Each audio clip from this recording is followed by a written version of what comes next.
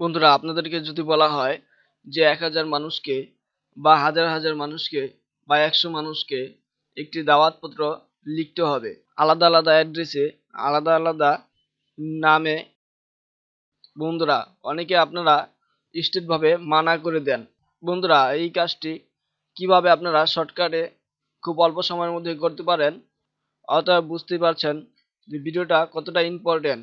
কোনো প্রকার স্কিপ না করে সম্পূর্ণ ভিডিওটি দেখে আপনি কাজটি শিখে নেন।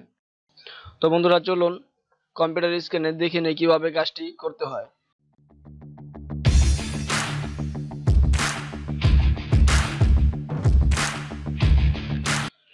বন্ধুরা, এখানে দেখছেন আমি কম্পিউটার স্ক্রিনে বেশ কিছু ফোল্ডার। এখানে আমি এই যে মেইল নামে এখানে দুইটি ডকুমেন্ট সেভ করেছি। একটা মেইল, অর্থাৎ যে কাঙ্ক্ষিত বিষয়বস্তুর উপরে হাজার হাজার মানুষ বা লক্ষ লক্ষ মানুষের কাছে চিঠি বা দাওয়াতপত্র লিখতে হয়, সেই ফাইলটি আমি এখানে সেভ করে রেখেছি।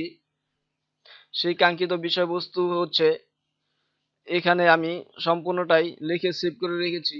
এরপরে ডকুমেন্টে আছে কিছু নামের লিস্ট, অর্থাৎ যাদের কাছে আমি এই দাওয়াতপত্র বা চিঠি লিখবো বা পাঠাবো, এরকম একটি ছক তৈরি করে তাদের নাম দিয়ে নেমের ঘরে নেম এবং অ্যাড্রেসের ঘরে অ্যাড্রেস দিয়ে আমি একটি ছক তৈরি করে নিয়েছি।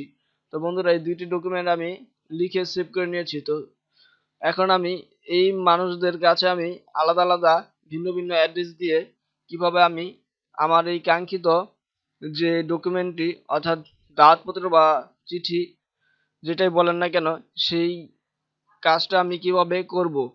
তো বন্ধুরা, চলুন দেখে নেই। প্রথমে আমি আমার এই ডকুমেন্টটি ওপেন করে নিলাম এমএস ওয়ার্ডে।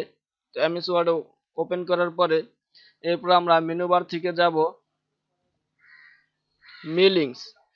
মেলিংসে যেয়ে এরপর প্রবেশ করব স্টার্ট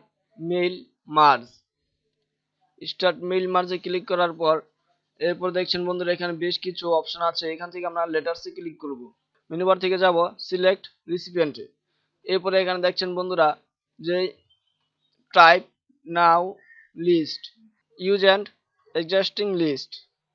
বন্ধুরা, এখান থেকে আমরা যাব ইউজ অ্যান্ড এক্সিস্টিং লিস্টে।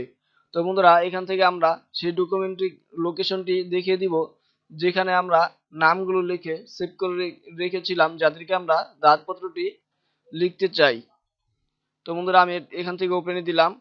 এরপরে এখানে দেখছেন বন্ধুরা এডিট রেসপন্স লিস্ট। আপনারা যদি এডিট করতে চান, অর্থাৎ এখান থেকে যদি কাউকে বাদ দিতে চান বা নতুন করে কোনো নাম বা অ্যাড্রেস যোগ করতে চান, তাহলে এখান থেকে আপনারা এই যে খালি বক্সটি দেখছেন, এখান থেকে আবার নাম এবং অ্যাড্রেস আলাদা করে দিয়ে আপনারা নতুন করে আবার তৈরি করে নিতে পারবেন। তো বন্ধুরা, আমি এটা করব না, আমি যে লিস্টগুলো দিয়েছি সেই লিস্টের উপরেই তৈরি করব। এই ডেটের পরে আমি নেম দিতে চাই, যে সেজন্য আমি ইন্টার প্রেস করে ডেটের নিচে গেলাম। এরপরে আমরা এখানে দেখছি ইনসার্ট মেল ফাইল, এখান থেকে আমরা নেমটি সিলেক্ট করে দিব। বন্ধুরা, দেখছেন এখানে নেম দিয়ে কিছু অ্যারো আইকন এসেছে সামনে এবং পিছনে। তো বন্ধুরা, এরপর আবার ইন্টার প্রেস করব। এরপর যাব ইনসার্ট মেল ফিল্ডস, এরপরে আবার যাব অ্যাড্রেসে। বন্ধুরা, দেখেন এখানে অ্যারো আইকনের মাঝামাঝি আগে পিছে অ্যারো আইকন এবং মাঝখানে অ্যাড্রেস লেখা। এরপর বন্ধুরা প্রবেশ করব মেনু বার থেকে ফিনিশ মার্জ থেকে। বন্ধুরা, এখান থেকে দেখছেন বেশ কিছু অপশন, এডিট ইন্ডিভিজুয়াল ডকুমেন্ট এবং print document, send email merge. তো বন্ধুরা, এখান থেকে আমরা এডিট ইন্ডিভিজুয়াল ডকুমেন্টে যাব। বন্ধুরা, এখানে দেখছেন অলে। তো আমি আর কোনো কিছু এডিট করব না, সেজন্য অলে রেখে আমি ওকে করলাম। ওকে করার সাথে সাথে বন্ধুরা দেখতে পেলেন আপনাদের চোখের মাঝেই একটি ম্যাজিক চলে আসলো।